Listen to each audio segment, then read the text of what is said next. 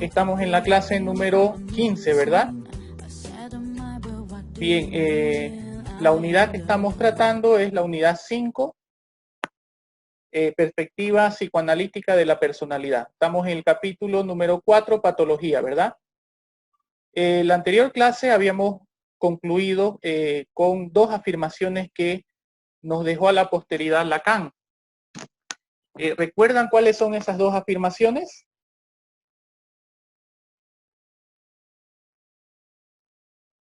¿Alguien recuerda cuáles son las afirmaciones de Lacan? Bien, una de las afirmaciones hacía referencia que en la clínica nosotros tenemos que comprender lo menos posible, ¿verdad? Y creo que con esa afirmación fue que acabamos la clase. Y la otra afirmación, las dos son muy importantes, la otra afirmación hacía referencia a que el inconsciente está estructurado en un lenguaje, ¿correcto? Esas son las dos afirmaciones que nosotros con las que habíamos concluido la anterior clase. Bien, ahora vamos a explicar un poco a qué nos referimos con estas dos afirmaciones. ¿Se escucha, verdad? Perfecto, bien. Ok, la primera afirmación que Lacan deja a la posteridad está en relación a la forma en que está organizado el inconsciente. ¿Okay? Para poder empezar un poquito a analizar la cuestión de patología, porque es un término muy delicado cuando se aplica al psicoanálisis, porque el psicoanálisis no hace una diferencia entre lo que es normal y lo anormal, ¿verdad? Sin embargo, y excluyendo de esto el único ensayo que dejó Freud, donde intenta delimitar, digo intenta porque obviamente es una idea que renunció más adelante, ¿no? Intenta delimitar entre lo que es la normalidad de la anormalidad en cuanto a la neurosis. ¿Okay? Bien, este ensayo responde al ensayo número 11, de acuerdo a las obras completas, tomo 1 de Sigmund Freud, de la editorial El Ateneo. Creo que se nota ahí, ¿verdad? Bien, lo van a encontrar entonces en el ensayo número 11, página 209, ¿ok? En el caso de que ustedes quieran analizarlo con más profundidad, bueno, ahí se los dejo entonces. Ok, entonces Lacan dirá que existe en el inconsciente una forma de organización, ¿ok? Bien, entonces vamos a remitirnos, mejor dicho, a explicar un poco más esto que nos ha dejado a la posteridad Lacan, ¿ok? Bien, en este caso entonces, a ver, nosotros dijimos que el lenguaje tiene también una estructura, ¿verdad? Una estructura donde existe una analogía con la estructura del inconsciente. Por eso es que se hace esa analogía porque en ambos casos, tanto en el inconsciente como en el lenguaje, se componen por una misma estructura. ¿Y cuál es la estructura del lenguaje? La estructura del lenguaje se compone por signos lingüísticos, ¿verdad? ¿Y qué son los signos lingüísticos? ¿Cómo se estructuran los signos lingüísticos? Bueno, los signos lingüísticos vamos a decir de pronto que son dos caras de una misma moneda, ¿ok? Entre el significante y el significado. Es decir, entre el referente y lo referido. ¿Ok? Cuando hablamos de referente, estamos hablando tanto de la palabra misma, del referente, es decir, de la materia acústica. Por ejemplo, yo puedo denominar a esto un celular, ¿verdad? Entonces, la materia acústica va a ser ese referente del signo lingüístico. Entonces, cuando hablamos de palabra, estamos hablando de referente, porque estamos denominando al objeto real, ¿ok? Estamos denominando de una forma particular al objeto real. Y cuando hablamos del referido o del significado, ¿a qué nos estamos refiriendo? Nos estamos refiriendo al contenido que nosotros le atribuimos a ese referente, ¿ok? Entonces, los signos lingüísticos se componen por esas dos caras, entre lo referido y el referente, entre el significado y el significante. ¿Okay? El significante entonces puede ser el objeto real o la denominación acústica de ese objeto real, como habíamos dicho. ¿Okay? ¿Hasta ahí se comprende? ¿Se entiende? Sí, listo. Perfecto, ok. Entonces, vamos a continuar. A ver, digamos que si nosotros denominamos al objeto que acabo de decir, que es el objeto celular, ¿ok? ¿Cuál sería el significado? ¿Cuál es el contenido que nosotros le atribuimos a ese referente? Todas las propiedades que tiene, las propiedades que percibimos. Cuando hablo de contenido, hablo de todas las propiedades, las funciones, las finalidades que nosotros le atribuimos a ese referente, ¿ok? Entonces, en este caso, ¿cuál sería el contenido que representa este referente?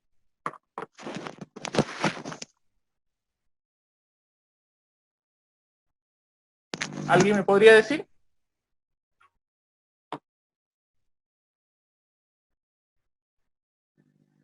Bien, a ver, le podemos designar, por ejemplo, una función. Celular sirve para llamar, aunque creo que es la última función para la que sirve un celular. Bueno, en esta época, podríamos decir que, bueno, es un objeto metálico, ¿ok? Me da igual eso.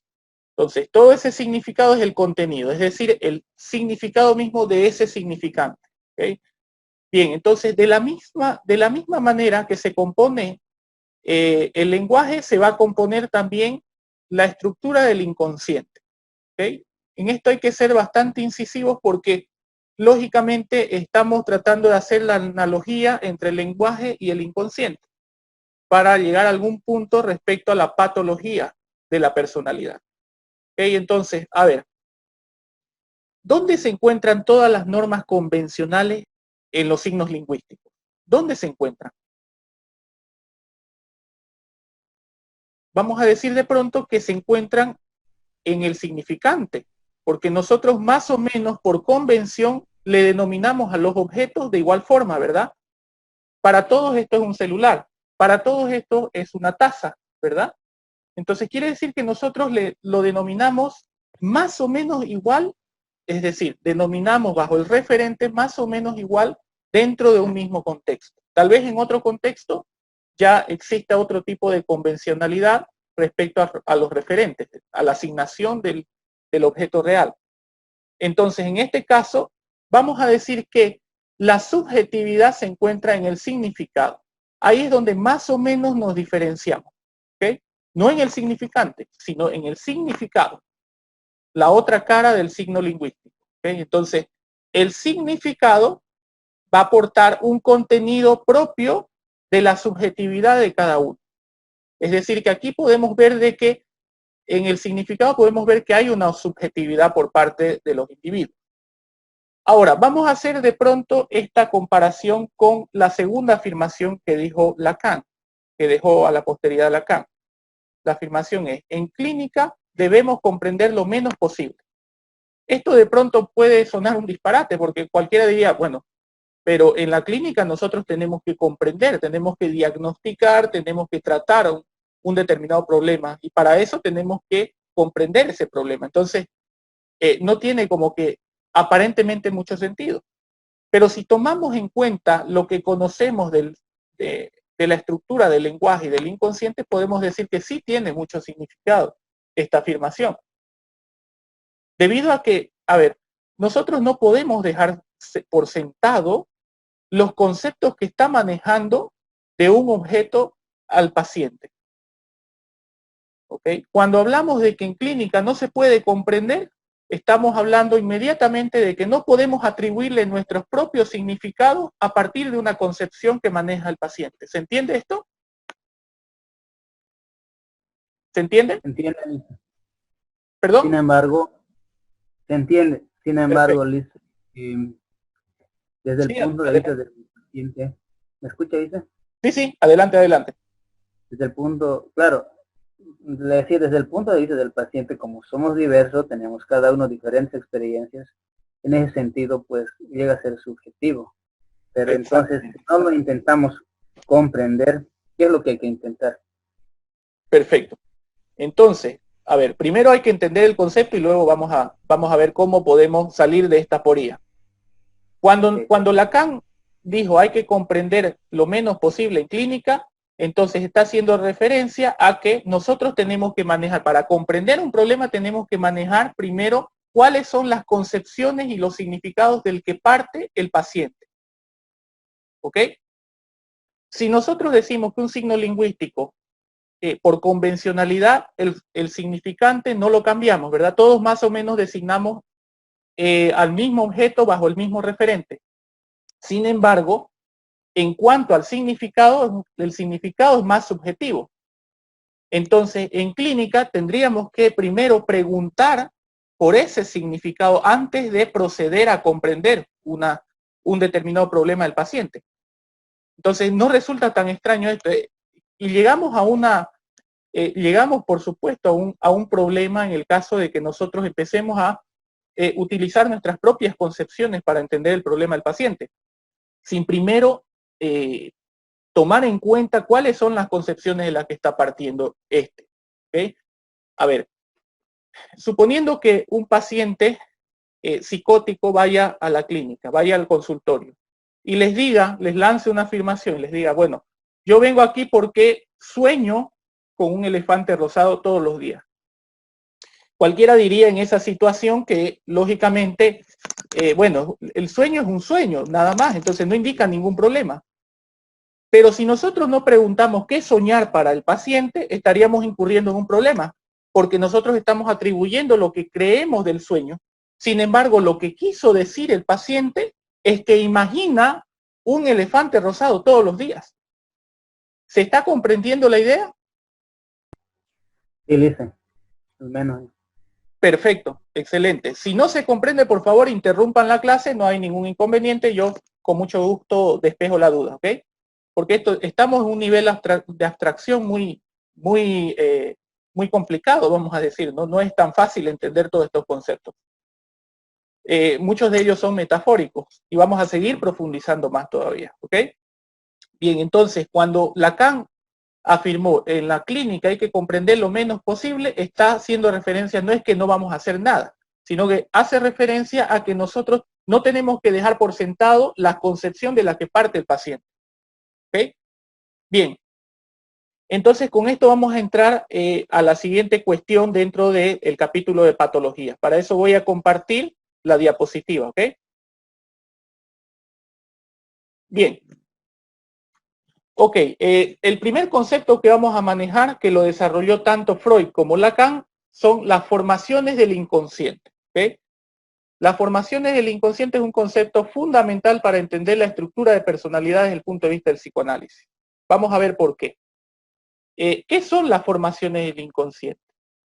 Las formaciones del inconsciente son motivaciones inconscientes asociadas a conductas accidentales. ¿Okay? Las formaciones del inconsciente son, nuevamente, razones, motivos o motivaciones inconscientes asociados a conductas accidentales. Y a partir de esto, tanto Freud como Lacan van a desarrollar una amplia teoría. Porque esto de pronto nos explica mucho respecto a cómo se estructura también el inconsciente. Ya sabemos que una parte del inconsciente se estructura por signos lingüísticos, entre significados y significantes. Y por otro lado también conocemos que existen formaciones inconscientes, es decir, esas asociaciones que se hacen entre las motivaciones inconscientes y las conductas accidentales. ¿Ok? ¿Cuáles son las motivaciones inconscientes? Ya definimos lo que son las formaciones del inconsciente, pero ¿cuáles son las motivaciones del inconsciente? Todo lo que está relacionado con la energía pulsional que vimos la anterior clase. Todo lo que se encuentra relacionado con la energía pulsional, hacemos referencia a una motivación inconsciente. Por ejemplo, los instintos de supervivencia, por ejemplo, los instintos de preservación, los deseos, los afectos positivos y negativos también.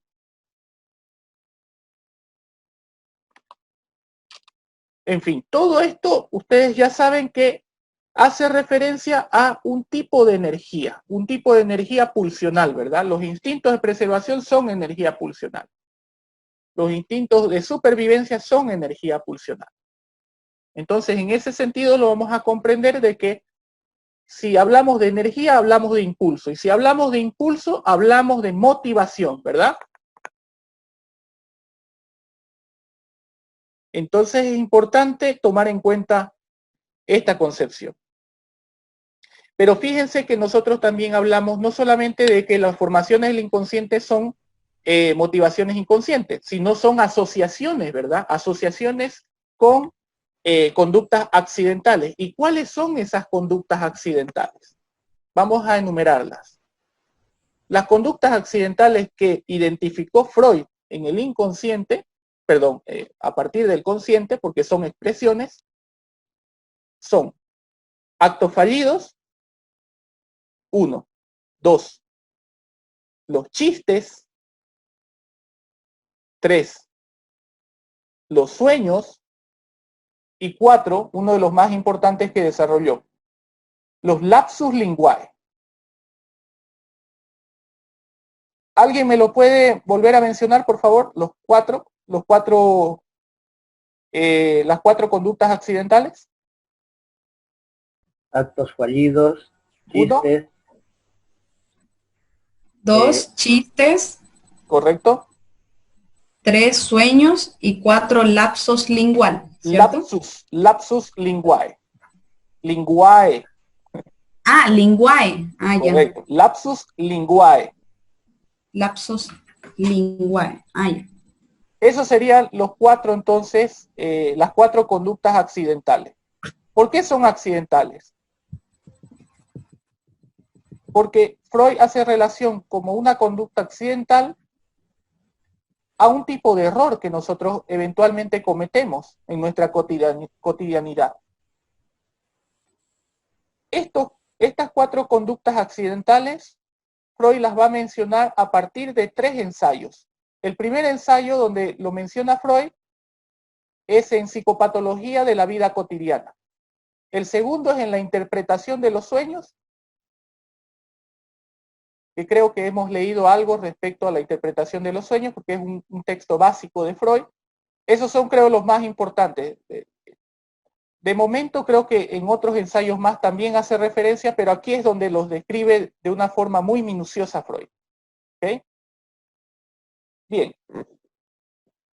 A ver, para quedar claro entonces, cuando hablamos de formaciones del inconsciente, estamos hablando de motivaciones inconscientes, entendidas estas como energías pulsionales con diversos fines, asociados a conductas accidentales. Fíjense que conductas accidentales está en relación a los errores que cometemos en la cotidianidad, ¿verdad?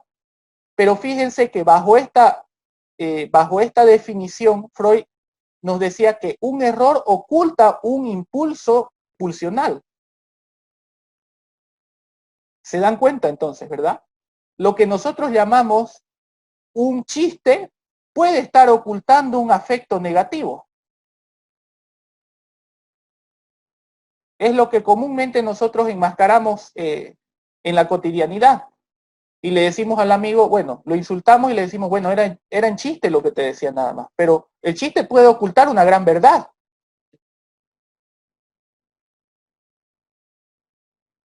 A eso hace referencia Freud con conductas accidentales. Vamos con la primera conducta accidental, los actos fallidos. ¿Qué quiere decir actos fallidos? Desde la psiquiatría se entiende como parapraxias. Un acto fallido es una parapraxia, desde la psiquiatría. ¿Okay? Los actos fallidos no son otra cosa que olvidos accidentales. Y los olvidos accidentales ocultan, de alguna manera, desde el punto de vista freudiano, ocultan un afecto positivo o negativo, un deseo o un impulso sexual.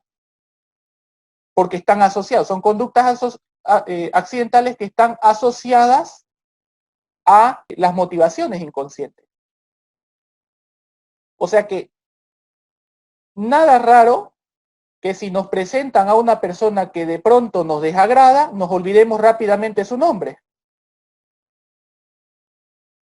Y eso vamos a decir, bueno, me olvidé, no sé por qué, pero me olvidé, me lo dijo 100 veces, pero me olvidé. Freud lo va a entender esto como una conducta accidental, una parapraxia, o como un acto fallido, porque es un olvido que oculta un afecto negativo. En este caso, de acuerdo al ejemplo, sería el desagrado, ¿verdad? Por esa persona, que nos llevó a olvidarnos inmediatamente del nombre de aquel. Vamos a los chistes. Pues alguien me dirá, bueno, pero un chiste es un chiste solamente, es una conducta nimia. Bueno, puede representar también la necesidad de un impulso sexual, puede representar también de pronto un deseo o una verdad también. En la Edad Media, el rey, sabemos que los reyes tenían una corte, ¿verdad? Una corte como un comité donde se conformaban por una serie de consejeros, o sea, se rodeaba por gente que más o menos le ayudaba a tomar decisiones, ¿verdad? Yo pregunto a la clase, ¿cuál de estos mensajeros del rey, de la corte del rey, estaba encargado de llevar las necesidades del pueblo hacia el rey? ¿Alguien sabe? ¿O alguien lo deduce? No. ¿Puede ser el bufón? Correcto. Correctísimo. El encargado de llevar las necesidades del pueblo era el bufón. Y para llevar la necesidad del pueblo, montaba todo un teatro de comedia para él, que ocultaba una gran verdad. Una verdad que posiblemente no la podía anunciar de manera directa porque le costaba la cabeza. Entonces se dan cuenta que el chiste puede representar una verdad, puede ocultar una verdad. Entonces, para Freud, no habían conductas accidentales sin que enmascaren un deseo o un impulso pulsional. ¿Cuál es el tercero? Sueños. Correcto. Sueños. Bien. En la interpretación de los sueños, Freud analiza bastantes casos donde concluye que muchas de las preocupaciones, situaciones ansiógenas, angustiantes y deseos emergen del inconsciente, pero se enmascaran en los sueños. ¿Okay? Entonces, esta también es una conducta accidental, por tanto, es parte de las formaciones del inconsciente. Porque es una forma también de enmascarar una verdad, de enmascarar un deseo o un impulso.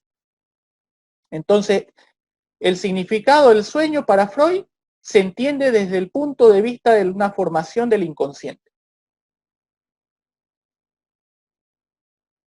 Y el lapsus linguae.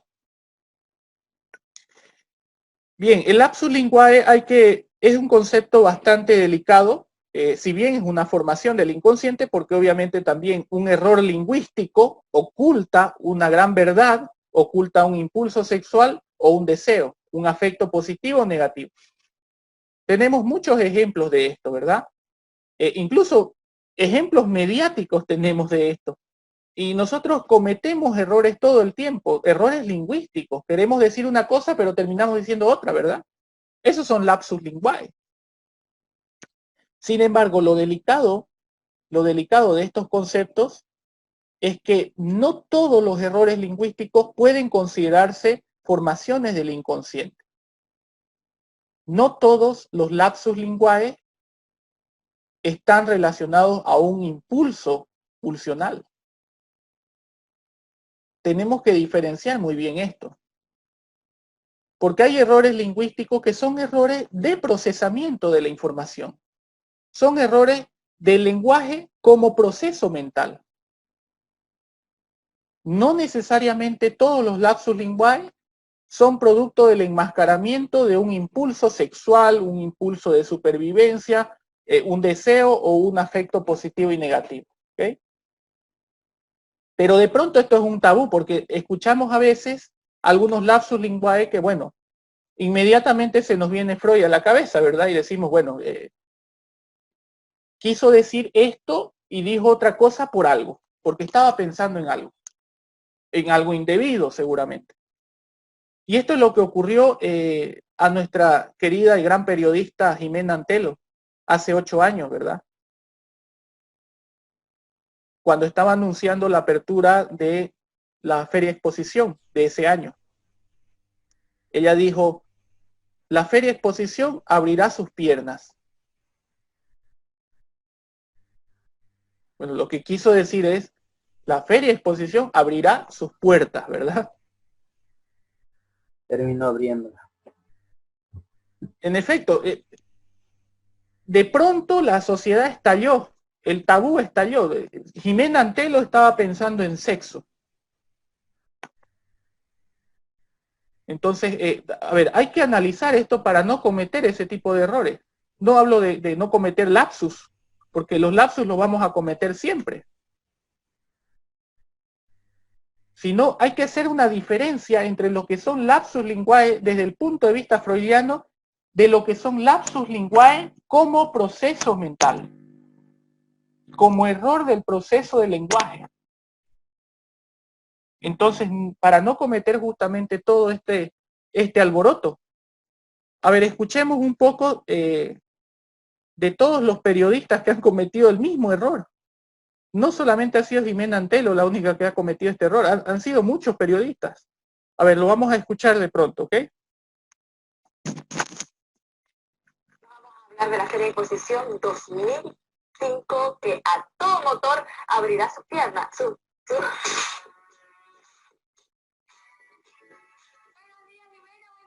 buen día, Perfil. Empezamos a meter los piecitos por lo menos al agua ya porque ahora abre Aqualán nuevamente sus piernas, ahora abre Aqualán nuevamente sus piernas. Mira el rey del mambo bailando con Yuri.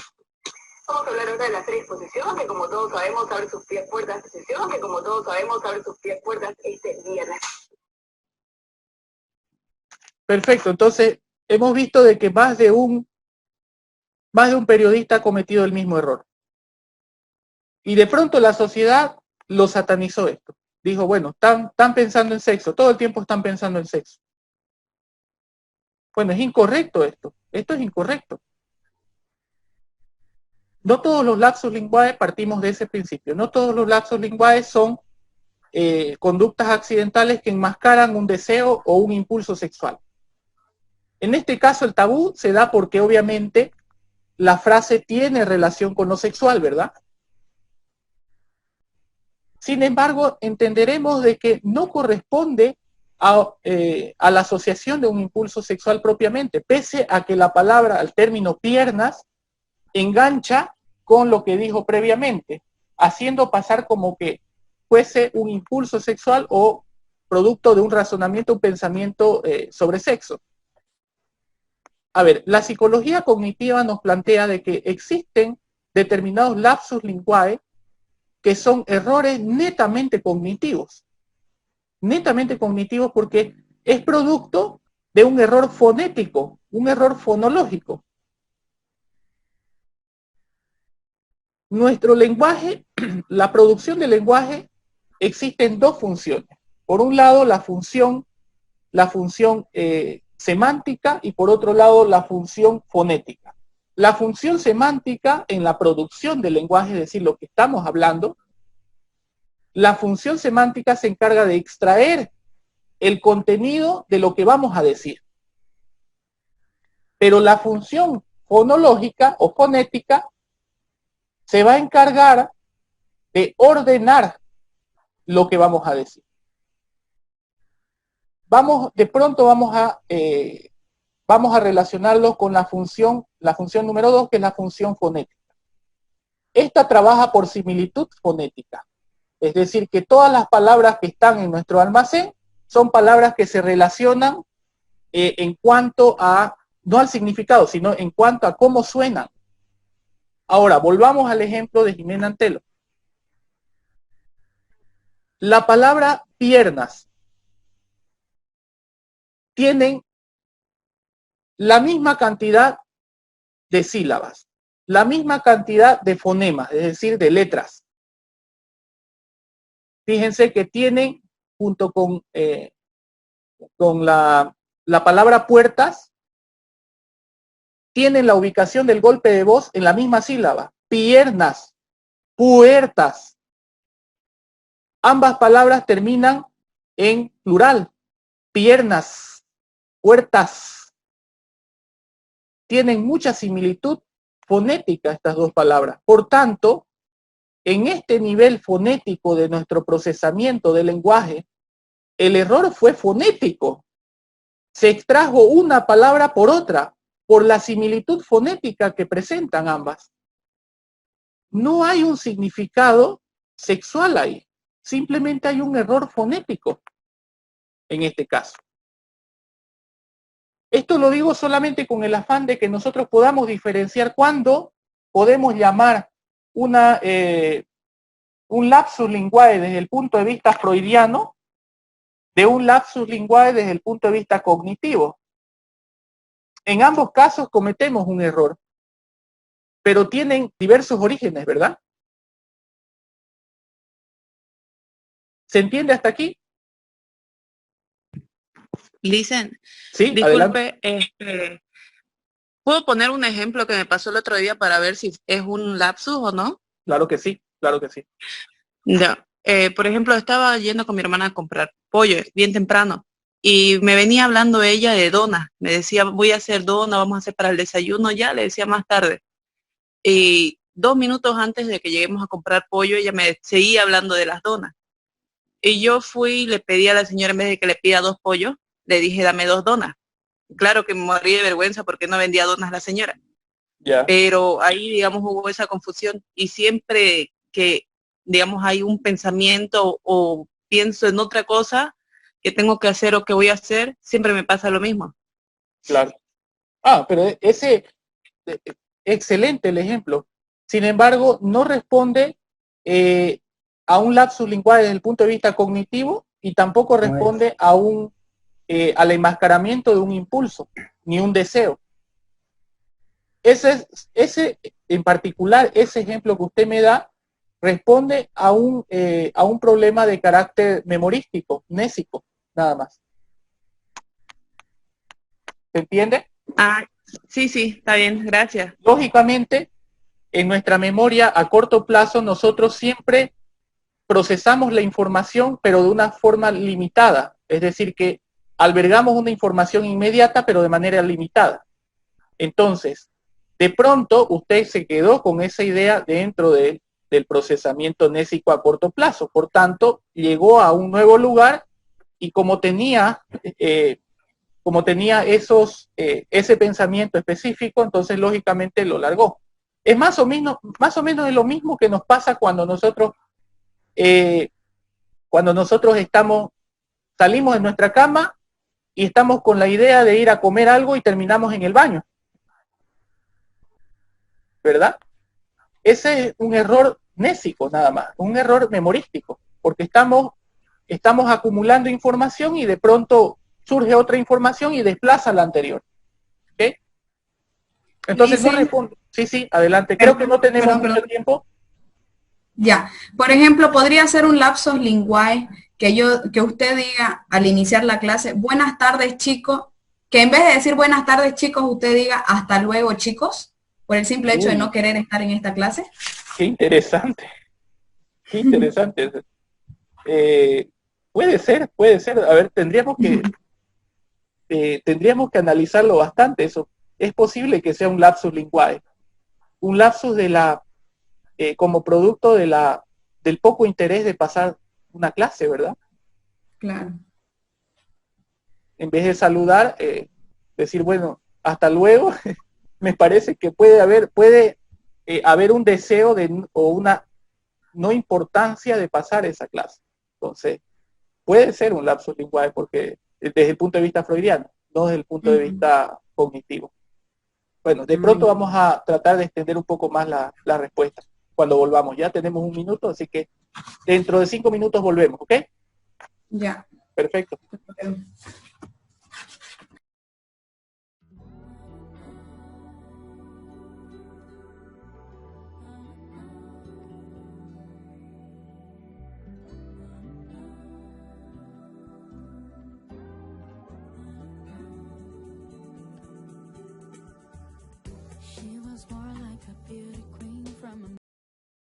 ¿Qué pasa cuando el error lingüístico se comete y no tiene nada que ver con un error de procesamiento? No se puede justificar por un error de procesamiento porque la palabra que se dijo, con la que se tuvo intención de decir, no tiene la misma longitud métrica, son palabras fonéticamente diferentes. Entonces, ¿por qué se dijo? Es decir, por ejemplo, en un error poco común, donde yo por decir elefante digo sexo, no tiene la misma longitud métrica la palabra. Entonces, ¿por qué lo dije? No es un error de procesamiento. Parece que mi inconsciente me traicionó en ese sentido, ¿verdad? Entonces, esto se puede descubrir con un buen criterio profesional. Es decir, que, y para tener criterio profesional tenemos que conocer, en este caso de los errores del lenguaje, ambas aristas, ¿verdad?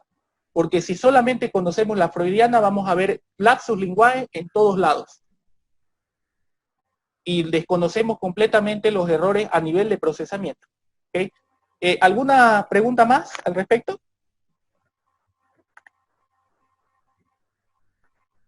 ¿Alguien más tiene alguna duda respecto a las formaciones del inconsciente?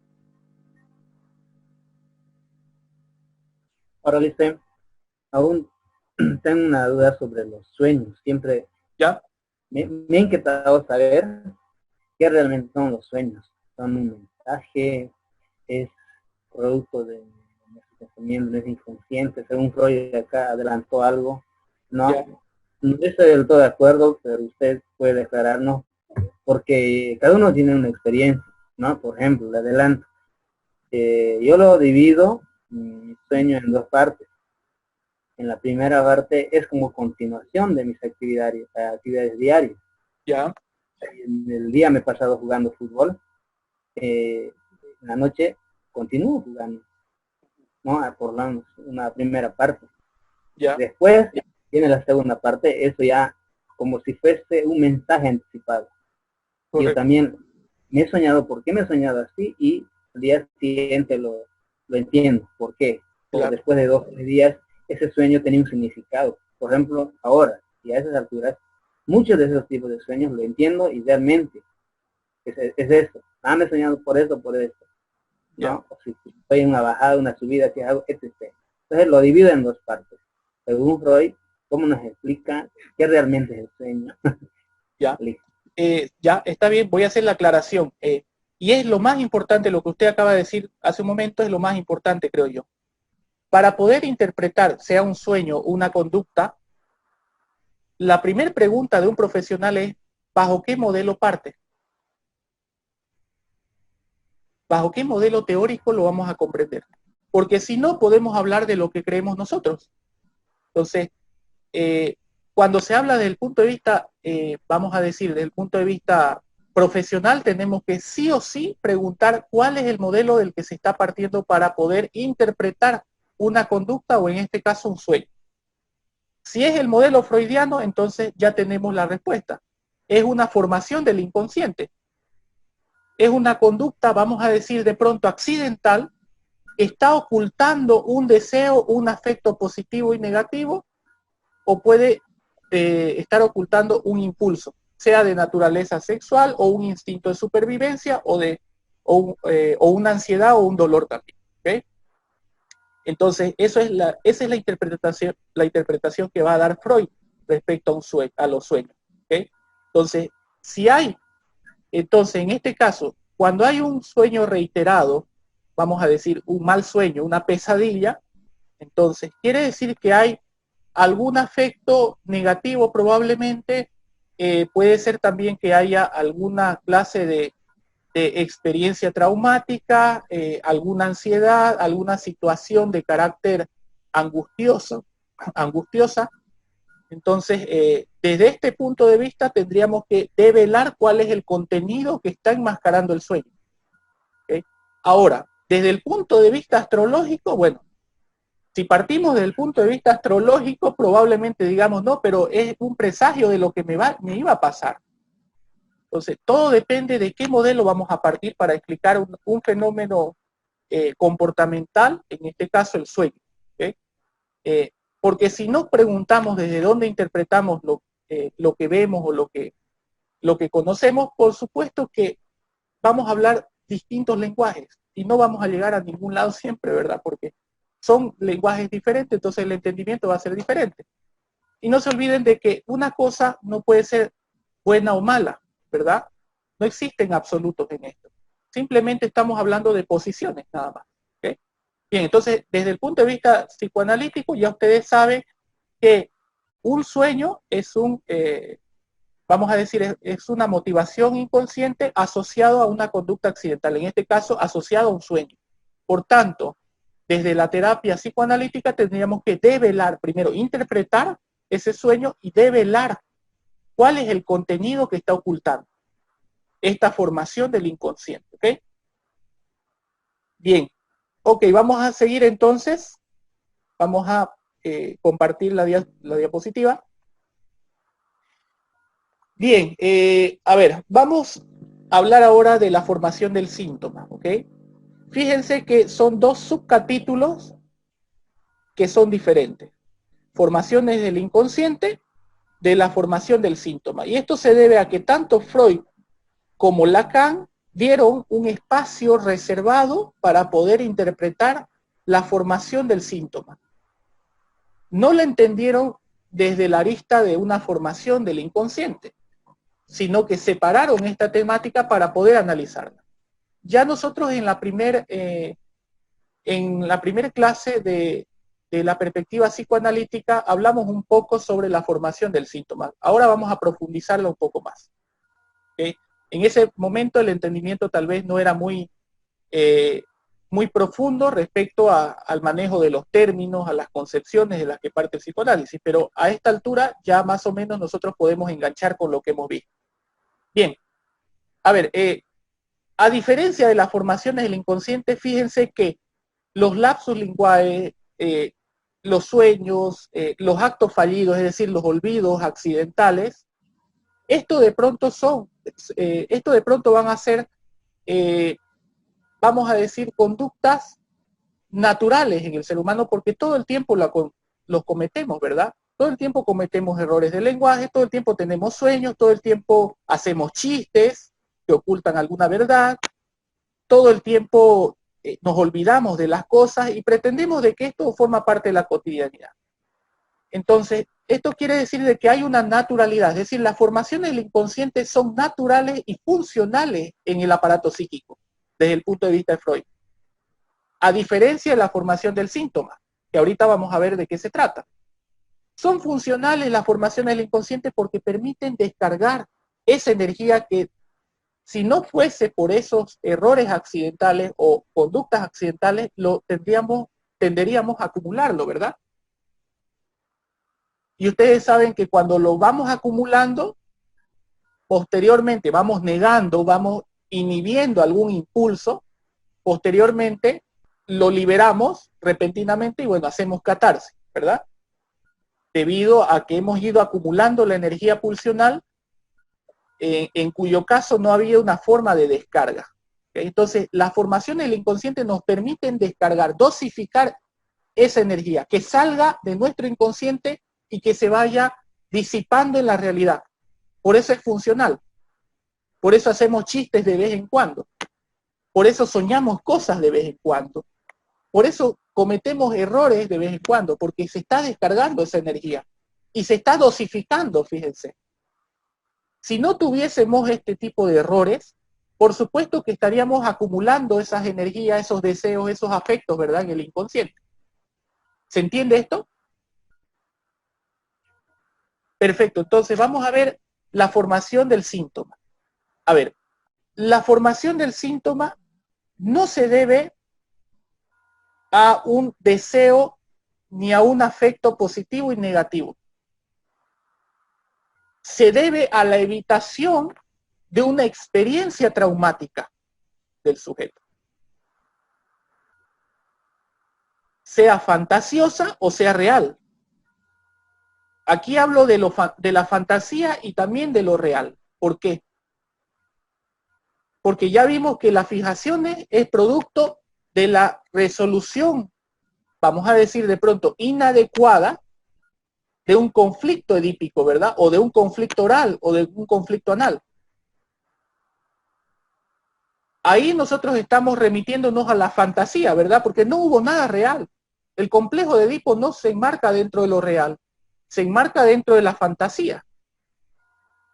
Pero resulta ser una experiencia traumática porque ya dijimos que emerge la sexualidad en el niño y es traumático. Entonces, si no resuelve el conflicto de una manera, vamos a decir, nuevamente adecuada, entonces lógicamente lo lleva a una fijación.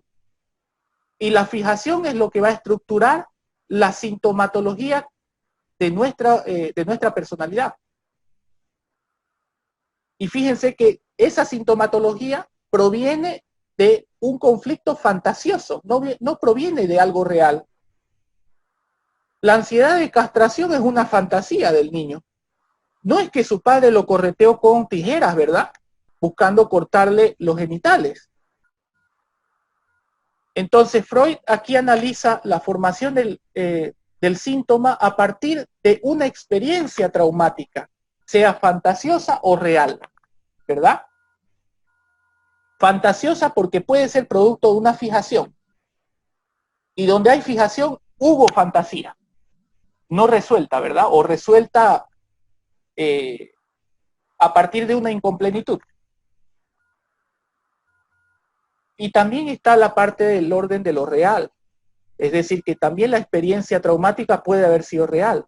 Cuando hablamos de abusos sexuales, estamos hablando de una experiencia traumática real, no fantasiosa. Y aquí hago una aclaración. Es decir, Freud nos explicó que el niño pasa por una serie de etapas, ¿verdad? Una serie de etapas que está en relación a la fantasía de castración, a la fantasía de desear al padre del sexo opuesto o a la madre en este caso. Pero ¿qué pasa cuando existe un abuso sexual? ¿La fantasía cambia o la fantasía continúa igual? Algo debe cambiar. Cuando desarrolló esta teoría Freud, la desarrolló en el ensayo Teoría de la Seducción, porque Freud creía inicialmente que estas etapas representaban un abuso sexual real. ¿Y cómo no pensarlo así? En el consultorio, de pronto, una persona que dice, bueno, yo tenía miedo que mi padre me castre, yo deseaba a mi madre, de pronto puede sonar esto a un incesto, ¿verdad? Puede sonar a que realmente hubo un abuso sexual en niño. Entonces, él desarrolló inicialmente la teoría de la seducción a partir de estos supuestos abusos que llevaban a la fijación a un sujeto.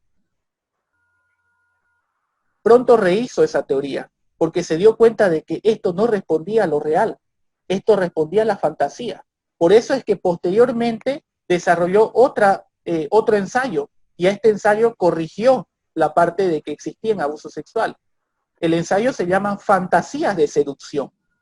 Fíjense cómo desde el título lo cambió. Antes era Teoría de la Seducción, porque no había fantasía según este ensayo. Posteriormente lo cambió y rehizo el ensayo y le atribuyó el nombre de Fantasías de Seducción porque veía que en cada caso clínico se repetía el conflicto. Entonces no puede ser que todos hayan sido abusados de la misma manera. Por lo tanto, Freud anunció de que esto es una fantasía del niño, de creer que su padre lo está correteando con tijeras para cortarle los genitales, del deseo hacia el padre del sexo opuesto. Esto es una fantasía que pasa. ¿Se entiende, verdad? Pero no por ser una fantasía implica de que no va a haber una experiencia traumática que se deba llevar al inconsciente, ¿verdad? Eso es muy diferente. Eso es muy diferente. Bien, ¿hasta aquí alguna pregunta? Seguimos todavía con la formación del síntoma, por si acaso. Bien, vamos a continuar entonces.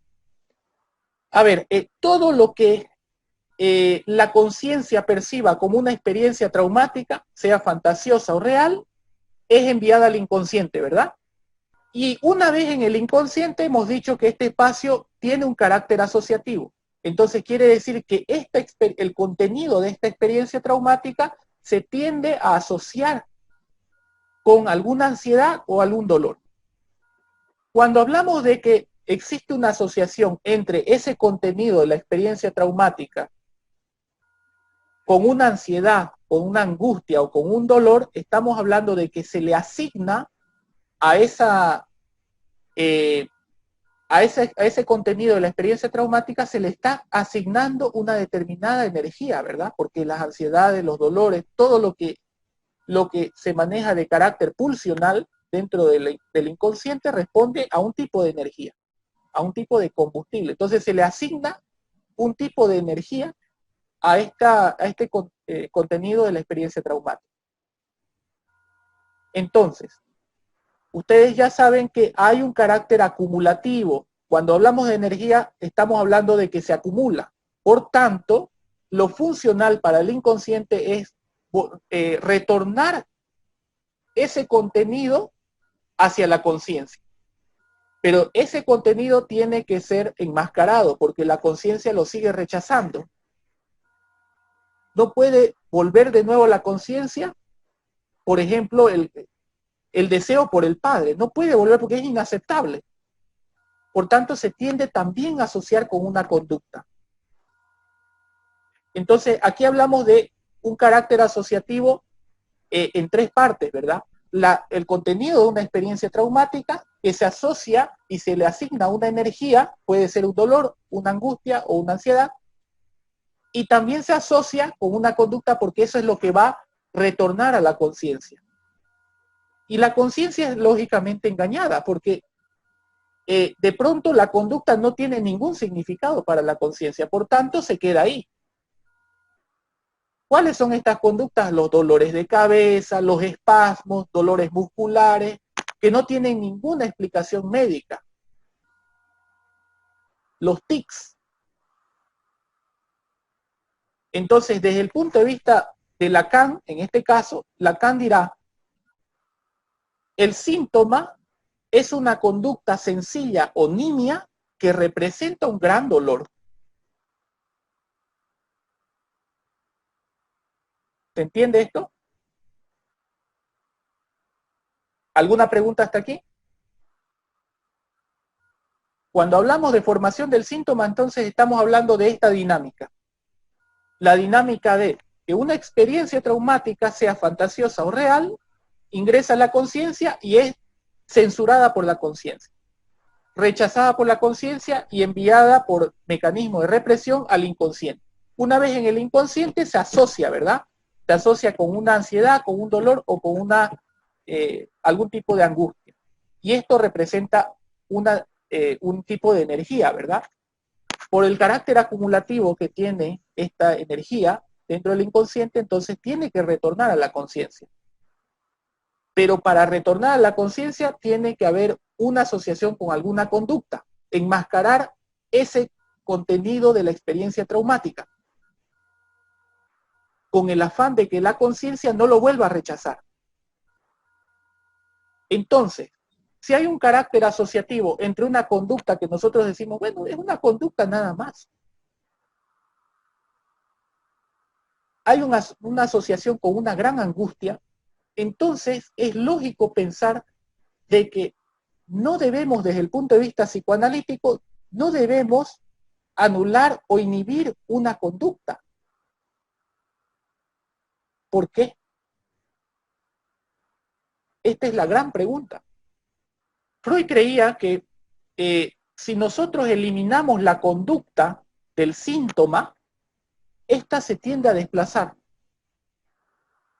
Si nosotros inhibimos el dolor de cabeza, estaríamos inhibiendo solamente el enmascaramiento del síntoma, nada más. Ese semblante del síntoma, eso es lo único que estaríamos cambiando.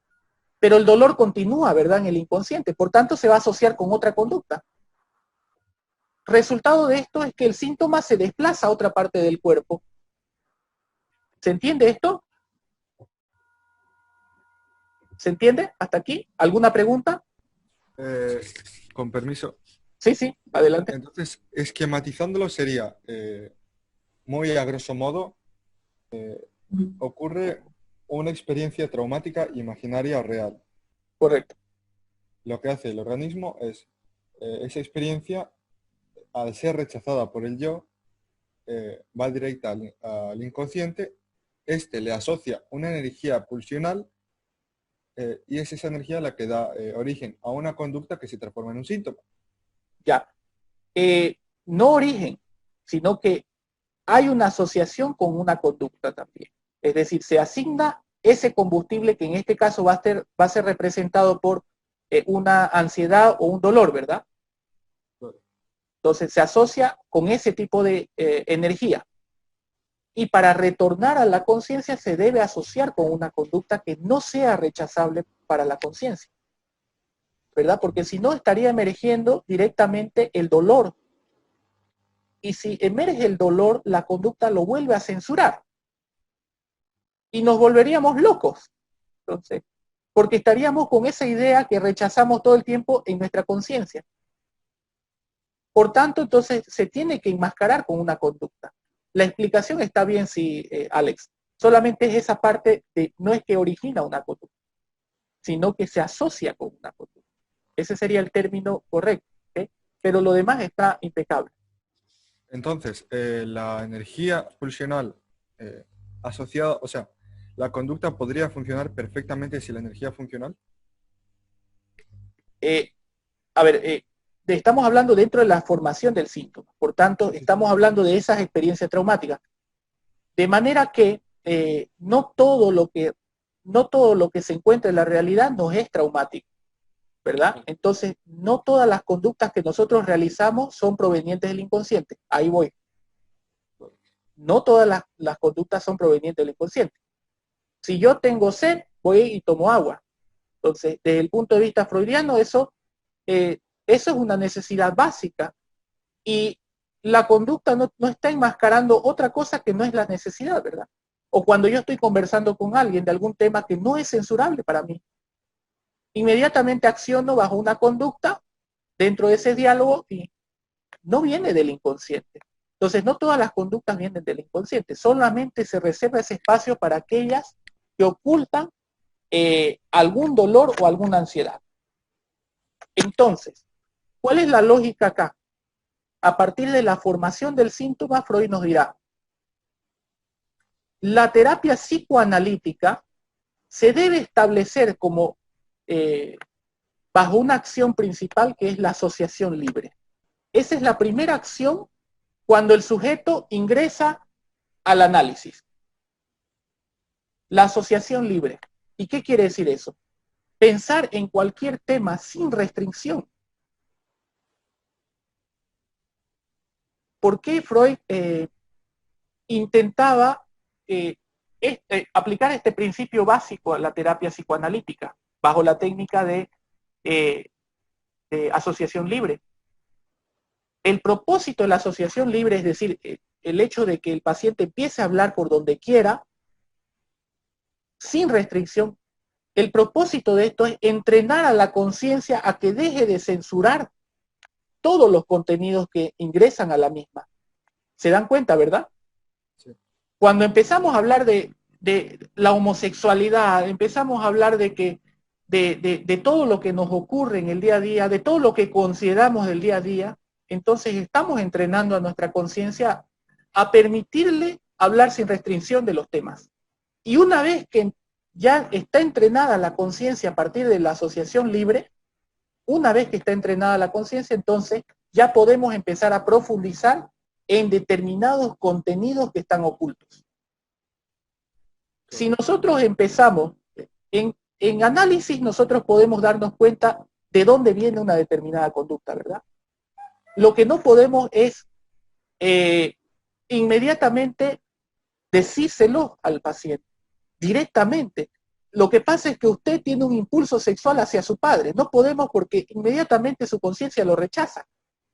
¿Se dan cuenta, verdad? Entonces, en psicoanálisis nosotros podemos ir asociando todas las experiencias que están pasando y ya sabemos más o menos cuál es la interpretación que podríamos darle a un caso. Pero ¿cómo hacemos para que el paciente internalice y no censure ese contenido? Esa es la gran cuestión. ¿Ok? Entonces, nosotros podemos saber cuál es la interpretación que le vamos a dar a un determinado cúmulo de experiencias de un sujeto. Pero no podemos decírselo directamente, no podemos afirmárselo directamente porque lo va a censurar. Porque la conciencia no está todavía entrenada como para soportar esa verdad. Entonces la va a tender siempre a rechazar. ¿Ok? ¿Se entiende hasta acá, verdad? Sí. En este caso lo mismo, perdón. Sí, adelante. En este caso creo que comentar también sobre los complejos como Edipo y Electra, comentárselo a alguien, de esta manera esa persona lo rechaza, ¿cierto? Lógicamente. Claro. Desde la formación de la teoría de Freud se lo rechazó, la sociedad y la cultura lo rechazó. A Freud lo llamaban libertino. Lo satanizaron completamente porque dijo que el niño era también un ser sexual. En ese tiempo el niño no tenía una sexualidad. Freud fue el primero que señaló esa idea. Entonces fíjense que a nivel colectivo también se despertó una conciencia que rechazaba determinadas ideas. No solamente a nivel individual, fíjense que la sociedad en su conjunto no está preparado para hablar de estos diversos temas.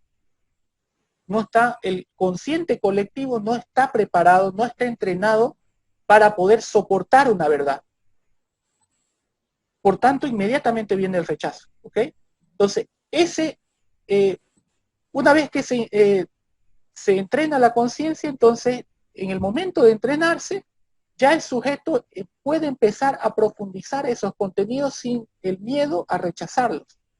Y ahí estaremos atacando, cuando digo contenido, estamos atacando el origen del síntoma, no la conducta, ¿verdad? Desde el punto de vista del conductismo estaríamos diciendo, bueno, usted tiene tics, entonces a partir de ahora le vamos a poner electrodos para que deje de emitir esa conducta. Pero desde el psicoanálisis dirá, bueno, la logramos extinguir esa conducta, pero el síntoma se desplaza porque tiene un carácter asociativo, proviene del inconsciente. Por tanto, encontrará otra conducta para seguir retornando, porque la energía continúa en el inconsciente. Ese dolor continúa en el inconsciente. Bien, vamos a avanzar entonces ahora un poquito sobre los mecanismos de defensa y ahí vamos a concluir. ¿Okay?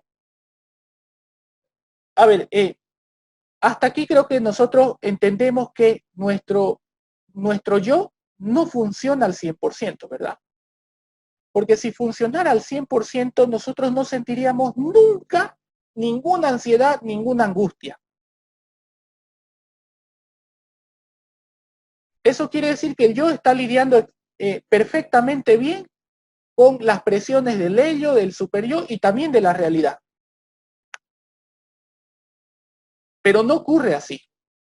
Por eso es que el yo adopta estrategias para poder lidiar con esas presiones externas o con esas presiones internas, ¿verdad? Presiones externas desde la realidad y presiones internas a partir del ello y el superyo. Entonces, adopta determinadas estrategias para poder enfrentarse a esas presiones. Freud, el mecanismo de defensa que más utilizó, es decir, la estrategia para lidiar con una presión que más utilizó, que más estudió, fue la represión. Anna Freud, su hija, ya va a desplegar una teoría respecto a los mecanismos de defensa y va a agregar otros 9 mecanismos más, identificados desde la clínica, por supuesto, porque esto tiene un respaldo clínico, no es solamente una teoría hipotética del aparato psíquico, sino está respaldado por los análisis clínicos que Freud realizaba. Entonces, en ello identificó varios. Uno de ellos fue la represión, que fue la que estudió más Freud. Ana Freud ya va a identificar la negación, la proyección, la racionalización, la formación reactiva, la forclusión y otros mecanismos más también. Pero vamos a ver, hoy vamos a ver solamente los fundamentales. Bueno, la próxima clase, quiero decir. ¿Ok? La represión. Vamos con la represión y ahí concluimos. Este mecanismo de defensa intenta evitar que una situación ansiógena o una experiencia traumática ingrese en la conciencia, sea analizada en la conciencia. Por tanto, el yo va a utilizar la represión para enviar ese contenido de la experiencia traumática o de la experiencia ansiógena o angustiante al inconsciente. Pero obviamente la represión no funciona al 100% tampoco.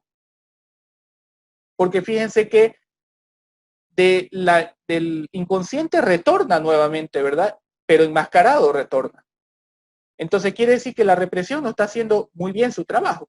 Porque si la represión hiciera su trabajo, entonces lo fundiría ese contenido de la experiencia traumática en el inconsciente y ahí se quedaría, ¿verdad?